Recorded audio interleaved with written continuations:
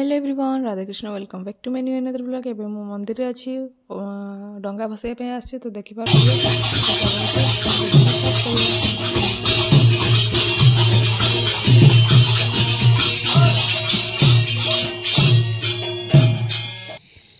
दीप डंगा मंदिर अच्छी बोईत डंगा। तो चलते देखो केते अंधार है 4टा 4:30 बजे बोधे रेडी चल आंटी के गाधे जाऊँ केने बाकी जाऊ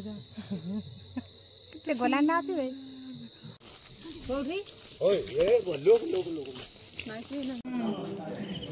देखिपे ये कदली पटुआर आम डंगा बनाई रही आज भसेबू। तो देखिपे समस्त आम गोटे साइज बन सुंदर देखा तो चलते जीवा।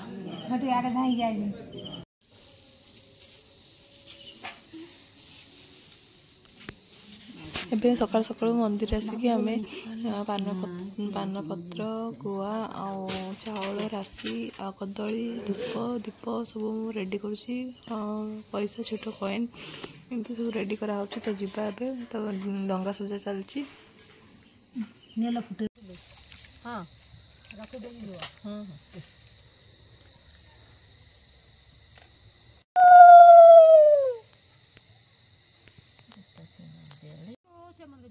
देखिपे मोर ये 2टा डंगा पूरा रेडी हो गलानी। 2 जन को मुझे रेडी कर देछि। एबे आमे भसेबू। तो चलतु देखिबा केते दूर को डंगा जाउछि। एटा जण आंटी कर डंगा थिला, से तांको डंगा सजौतले।